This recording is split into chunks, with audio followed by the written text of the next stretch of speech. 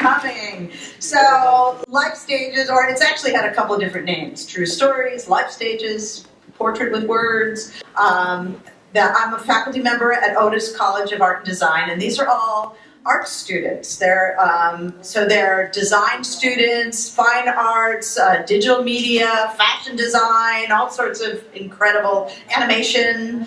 And so they interview in groups 3 people in your community, and they actually record the interviews and transcribe word for word. So the words that you're going to hear from the storyteller are direct.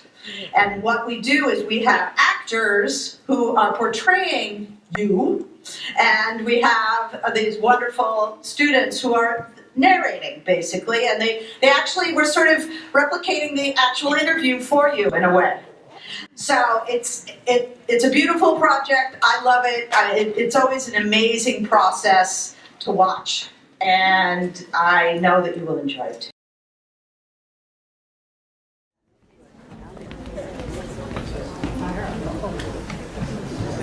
Right. Michael Kohan was born on September 4th, 1949. 5 minutes later, his identical twin brother Alvin was born. What's it like to have a twin? I've always asked that question, and all I can say is, what's it like not to be a twin? I don't know how to compare it. They talk about making mental connections and all that. For us, because we know each other so well, we grew up so close, we know what the other's thinking, even feeling. I mean, there are many times when we express the same words at exactly the same time. Michael is almost 70 years young. He didn't worry that he didn't have enough stories because he hasn't run out of any. Each story about his life is more interesting and surprising than the last. Michael is unapologetically himself, and he is truly a wonder to behold. At almost 70, he seems to embody the old saying that age is just a number. His mental acuity, demeanor, and heart resembled that of someone far younger, and our time with him was nothing short of extraordinary. Michael is a strong person because in his journey he has been through a lot of challenges. He is the child of Holocaust survivors, and he went through several health problems. Along the way, he had relationships, one of which was very heartbreaking. But even with all of that, he never gives up on living his life to the fullest. Michael is a man who strives to find joy and happiness in his line of work. A strong obligation to make those he barely met into a reliable asset. Michael is a man who keeps on reinventing himself. I want to know more about that. This is a baby photo of Michael and his twin Alan at the park. He told us it was right next to the railroad tracks. Yeah, my mom was very paranoid about us. We were all over the place, so she was very paranoid about us running off and getting hit by a train. So she tied us to the tree. Another story, our aunt, Mom's sister, lived in the house right across the road next to the same railroad track, and Mom left us with our aunt. And when she came back, she couldn't find us. Started hearing noises from the kitchen, hearing talking and making sounds. We couldn't even be 2 years old. And we had shimmied up into the wood-burning stove. So, were you the first kids of your parents? Yes, I'm the firstborn, and that puts a lot of crap on me.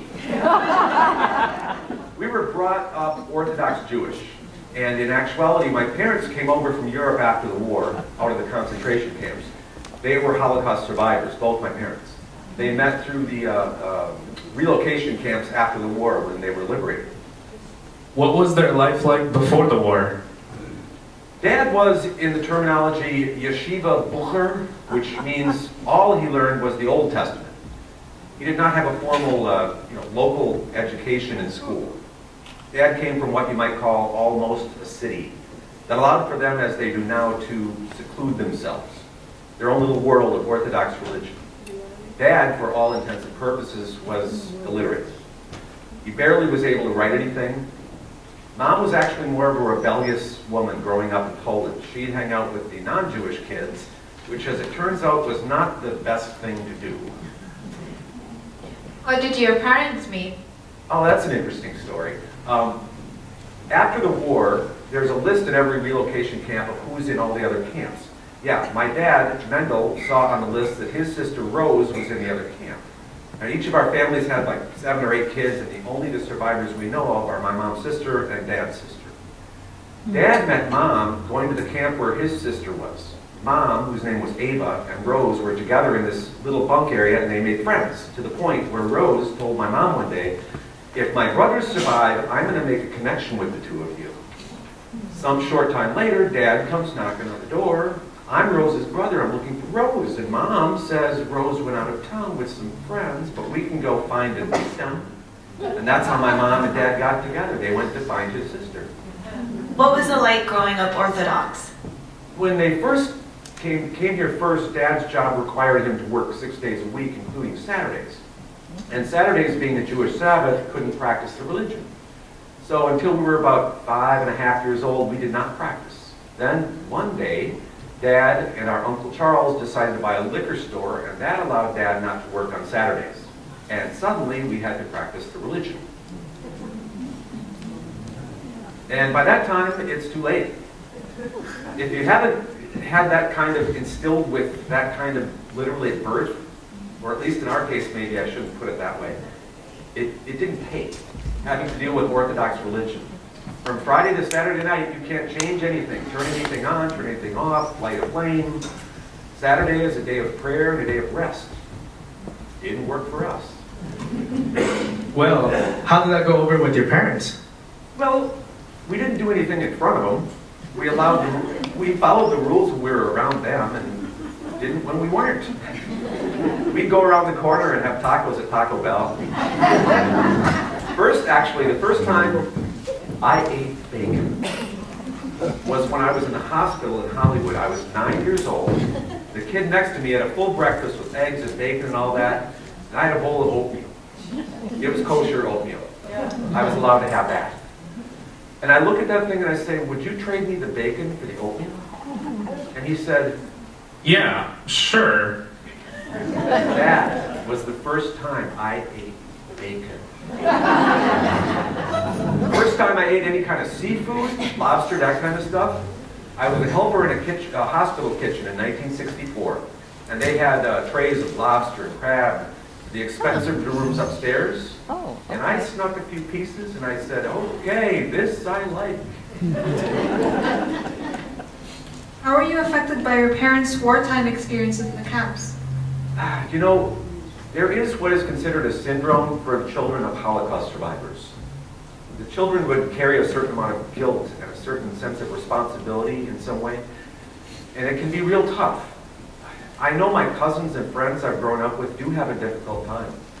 But I think because I have a twin, we have our own little world we kind of lived in. It kind of helped isolate us from all that kind of bad stuff. Friends of ours would always say, it's really amazing how guys like you would come out of people experiencing that, and you're not so messed up. Did your parents ever talk about the Holocaust? My father never talked about it, ever, ever, ever. Mom, as the years went by, and then when the Shoah Project came around, she decided that she wanted to talk about it, which was, I guess I must have been in my 30s, 40s. So yeah, hearing that interview, I learned a lot about that time. Since then, she will tell stories since Dad died.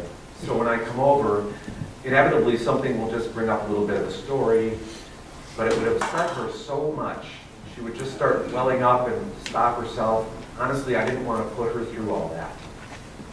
Let me add something here. I watched the actual documentary footage of the Holocaust situation to see what really happened, more than what they dramatized happened. And I have a collection of 400 or 500 movies, top movies there are, and I'll watch them over and over again because I love watching movies. Schindler's List, Saving Private Ryan. I mean, it made a major impact on me in both cases. They're great, great movies. I saw them the first time. That was enough. Didn't need to see again. Michael graduated from Fairfax High and went on to LACC to study architecture. But he wanted to do something more interesting. At that point, drafting in architecture was not that interesting. Although I did win a kitchen design award from the gas company, so that was nice. He was also in charge of building the apartment complex that he and his family still live in today. But when his friend's brother got offered an usher job he couldn't take at KTLA, something clicked for Michael. It was just a much more interesting thing to do. To be in show business, to be in the studio, be involved. I never had a goal actually to be in show business. It just kind of happened. And that's how my whole career in show business went. Not having a goal is interesting. Now, this might be a good story here. I started as an usher. Done that for 3-some months, then moved into production assistant on a TV show. That lasted a year and a half. That was the movie game. What does a production assistant do? Schlep. Doing all the little things, you know, but little by little, I proved a certain amount of that I can do things well. Let's step back a little bit again. Growing up, our parents were negative. Nothing we ever did was praised. Why are you wearing those shoes? Why are you erasing your homework? I grew up with a real sense of insecurity. I couldn't get up and give a book report in school. Even in junior high school, I was in The Wizard of Oz because Susie Mitchell was in the show. And I wanted to be near Susie Mitchell. What I didn't realize, oh crap, I gotta get out on that stage and perform. I gotta get up, and I froze, and they had to feed me a line from the wing. That's how it was for me. Until I got that job as an usher, and walking to the side gate where all these people are lined up to come into this TV show, and it hits me, oh my God, I'm gonna have to talk to these people. And in that same instant, I rid myself of it. The obligation for doing this job was so much stronger than the fear I had of getting up in front of people that it was literally gone in a second. And I became the head usher of the studio. I'm telling you, that helped me a lot. It got me past all that insecurity and all that crap. Where was your twin when all this was happening?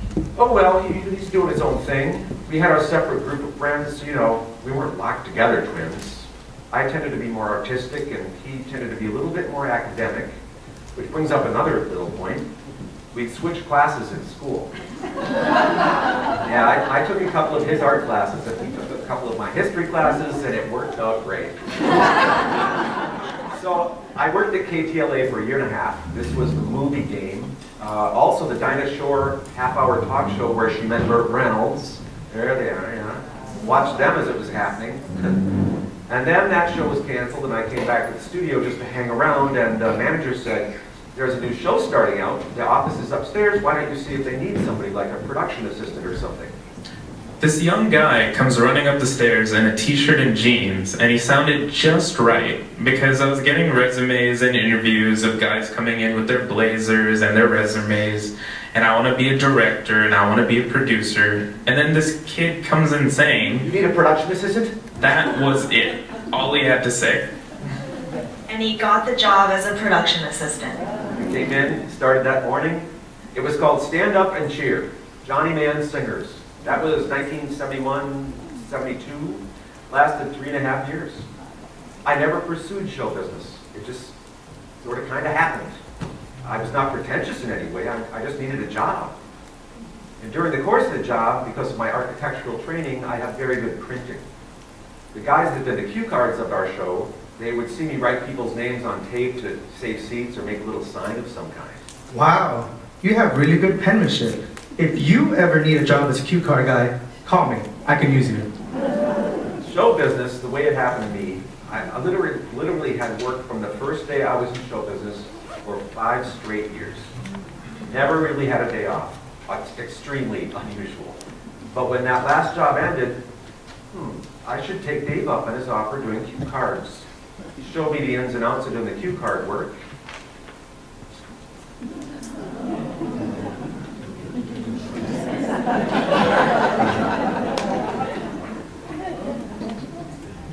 This eventually led him to being a prop man, then a prop master. Michael was the staff photographer for the LA Lawyer Philharmonic, has done graphic design, web design, and database design. He worked on many famous movies including Raging Bull, Stand By Me, and Postcards from the Edge, just to name a few.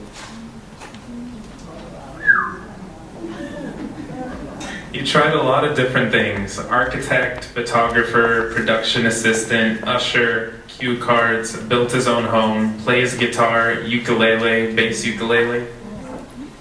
Not to mention playing football, volleyball, and running track in high school. So, how about your relationship? You told us you had a serious girlfriend. You know, oh boy. Well, I'm trying to think of where I can start this. The demand to have a Jewish wife was too forceful, and most of the girls I went out with were not Jewish. This one I did was Jewish. I brought home a girl, and I was like, I figured this should be a good one to get accepted, but not accepted. That's when I really thought, this makes no sense to bring any girl to my parents' house. So that's kind of how I went along. But in my situation, why I ended up not being married, I was a co-producer on the Easter Seals telethon, and a girl working on the national show, Marie. She was my great love and my great heartbreak. I mean, the classic way of saying it, she broke my heart, and it still hasn't healed. And that took almost 10 years. Until I stopped seeing her, because I know in reality she wasn't as in love with me as I was with her. I have to move on. I was probably around 40. Do you regret it? I never got married because I'm supposed to get married. Many of my friends who did ended up divorced. I'm not in any kind of regret or longing, to tell you the truth. I've never really, no, I shouldn't say that. Until I was about 27 or 28, there was a time I would be alone, feel lonely. Then when I met her, started seeing her, whatever effect it had on me, even if I was alone after that, I never felt lonely. When we were interviewing Michael, he's got this ukulele strapped on. But Michael, we heard you have something like, what, 17 guitars? 20? Wait, I'll give you the progress. I played guitar for almost 50 years. In that time, I accumulated acoustic 6-string, a 12-string, a jazz archtop electric, a Fender rock and roll solid body Telecaster, and then 5 years ago, played my first ukulele. Since playing my first ukulele, I haven't touched my guitars, and probably never will again. Ukulele has me all the way. What do you like about it? Super convenient, easy to pick up and just play at no time. I pick up my guitar and it's like a Mack truck. How did I do this for so long? And it's fun, you just pick it up and you go. So that first year I played ukulele. I went through 16 ukuleles. And that's what I was going to get to. It's called UAS, Ukulele Acquisition Syndrome. And by the end of the year, I sold, traded, or handed over most of them. Left myself with 4 ukuleles. And then Callie, the head of our ukulele group, asked if anyone wanted to pick up the bass so we could fill out our sound. I discovered they'd been developing these small ukulele basses. Started playing this. It's 4 years later. I have 21 bass ukuleles. BUAS, Bass Ukulele Acquisition Syndrome. What accomplishment are you most proud of? Now, being able to play ukulele and bass like I can now. Learning music. And I have to say, working in the movie business, just the doing of that and being in that arena. I cook well. I cook a lot of stuff. In fact, Sunday night I'm going to be doing a little dinner party. I'm going to make brajol, which is a rolled flank steak, and I'm going to stuff it with pesto. I'm going to make a little fresh asparagus and put pesto on top, and a cauliflower and parsnip mash, and I'm going to make baked corn fritters. Yeah, I love eating, and I'm trying to lose 25 pounds. When you've had challenges, what helps you get through them? Well, I went through a number of health issues. I've had cancer, I've had radiation treatment, I've had thyroid problems, I've had heart problems. It's had an effect on my appearance. We don't look that much like twins anymore, but I just take a positive view of it. I don't go to the negative place. I just don't. Be a half full glass of water instead of a half empty glass of water. Maybe, let's start with this. In the hospital at 9, having my appendix out. I don't remember the surgical procedure. I don't remember even getting rolled into the operating room. What I remember is getting bacon. Being able to eat bacon. Not only were his stories interesting, but the way he looked at everything in his life, from his parents' Holocaust survival, his multiple surgeries, and his heartbreak, in a loving and accepting way, is something that every one of us strives for in our daily lives. From tales of his upbringing to his time working in Hollywood, all the way to his ukulele skills, Michael spared no details in painting the picture of his life. His stories made us laugh and almost cry at times, but through it all shone the realization that this was his life, and we were lucky Michael allowed us to be a part of it. Michael is full of energy and inspiration. Even when he was talking to us, you could see how excited he is. And I admire him for being positive throughout his up and down life. For now, his life is filled with his passions, and he is always alive to new possibilities. Michael showed me you can try a lot of things in a lifetime, do a lot of different jobs, and grow as a person. A difficult task to Michael is a new opportunity to achieve greatness. And through his pain and struggles, there's always a way back into the light.